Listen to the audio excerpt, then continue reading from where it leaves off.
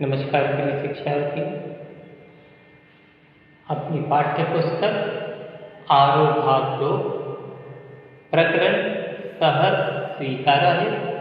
विधा पद्य, शैली कविता, लेखक गजानन माधव मुक्तिबोध जी। अपने अध्ययन के क्रम में आज हम लेखक का परिचय प्राप्त करेंगे। गजानन माधव मुक्तिबोध जी की रचनाएं जानेंगे, उनकी साहित्यिक विशेषता का ज्ञान प्राप्त करेंगे। गजानन माधव मुक्तिबोध जी के साहित्य सृजन की भाषा शैली और सम्मान से अवगत होंगे।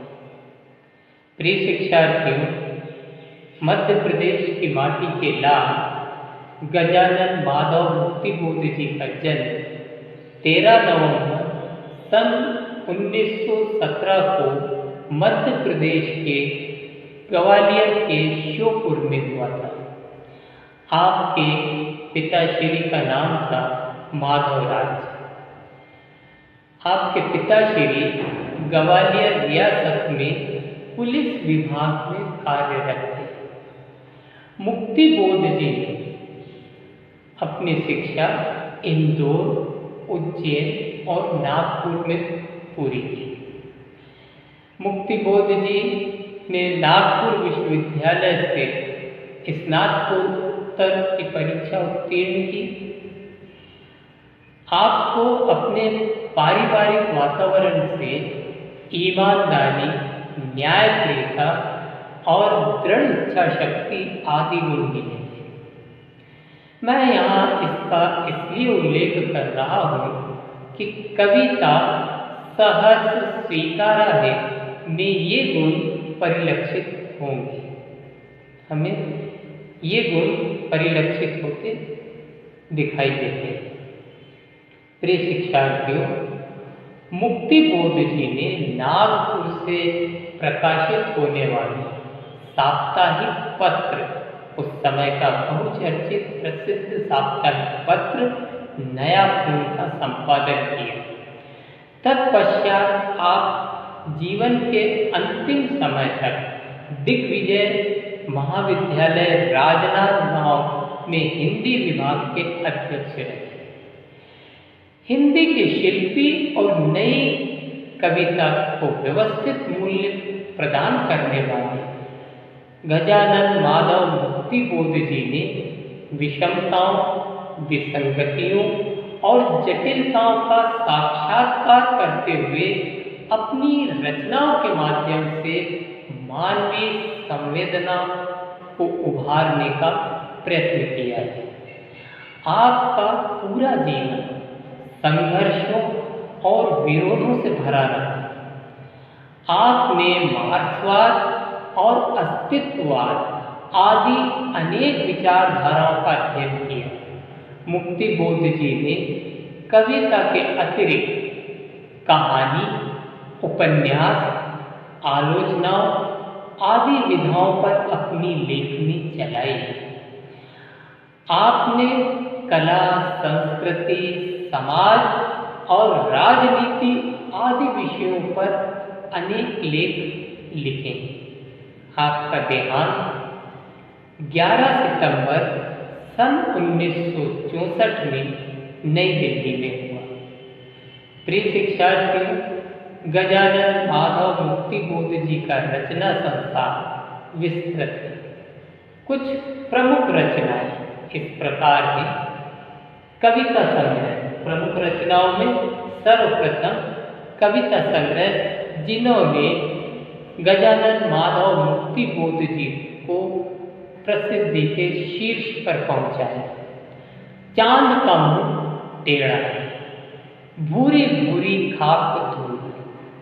ये आपके वो कविता संग्रह हैं जिन्होंने गजानन माधव मुक्तिबोध जी को कवि के रूप में पहचान दी। आलोचना के अंतर्गत एक साहित्यिक डायरी, एक साहित्यिक की डायरी, ये आपकी आलोचना विधा पर लिखी पुस्तक है। नए साहित्य का सौंदर्य शास्त्र और नई कविता का आत्म संघर्ष, ये भी आलोचना विधा पर लिखी हुई पुस्तक है।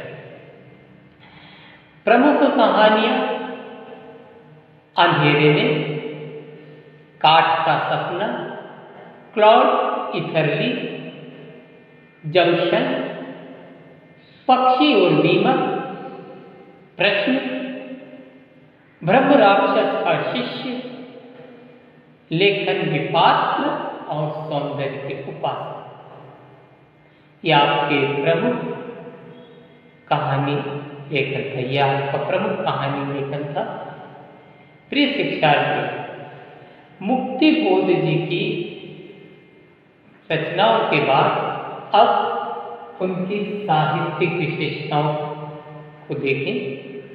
आपको मैं उनकी साहित्यिक विशेषता से अवगत करा रहा हूं। गजानन माधव मुक्ति बोध जी कवि रूप में अपने साहित्य में सामाजिक प्रामाणिकता और व्यक्तिगत अनुभूतियों के मध्य युग बोध के विविध चित्रों को उभारने का प्रयास किया है। आपने अधिकतर लंबी नाटकीय कविताएं लिखी हैं, जिनमें समसामयिक समाज और उसमें पलने वाले अंतर्द्वंद्व और उससे उत्पन्न भय, संत्रास, आक्रोश, विद्रोह आदि के विविध रूप हमें दिखाई देते हैं। या हम कह सकते हैं कि जब हम लिखित साहित्य को पढ़ते हैं गजानन माधव मुक्ति बोध जी का, तो हमें इन बातों का अनुभव होता है। गजानन माधव मुक्ति बोध जी की मातृभाषा मराठी थी, यह भी ध्यान रखने योग्य बात है। प्रिय शिक्षार्थी, अब क्रम में भाषा शैली। भाषा शैली में गजानन माधव मुक्ति बोध जी ने अपनी कविता के लिए शब्द साधना के नवीन बिंब, प्रतीक और अर्थ गढ़े। प्रतीकों, मिथकों, मुहावरों और लोक कथाओं से परिपूर्ण जीवन की विद्रुपताओं की विद्रुपता, अर्थात उपहास योग्य विचित्रता की अभिव्यक्ति में आपने अलग ही लीक बनाई है। आप तत्सम, तद्भव शब्द प्रचुर मात्रा से प्रयोग करते हैं अपने साहित्य में, अपने लेखन में। माधव मुक्ति बोध जी की प्रवृत्ति कविता लेखन के साथ गद्य लेखन, आलोचना लेखन और गंभीर चिंतक के रूप में लिखने वाले लेखक की रही है। प्रिय शिक्षार्थियों, सम्मान, तो इससे बड़ा सम्मान और क्या हो सकता है कि उनके नाम पर ही एक सम्मान दिया जाता है। गजानन माधव मुक्ति बोध जी के नाम से राष्ट्रीय साहित्य सम्मान वरिष्ठ साहित्यकारों को प्रदान किया जाता है। इसमें शॉल, श्रीफल, प्रशस्ति पत्र सहित नगद राशि प्रदान की जाती है। तो कितने महान थे हमारे अपने गौरव गजानन माधव मुक्ति बोध। धन्यवाद।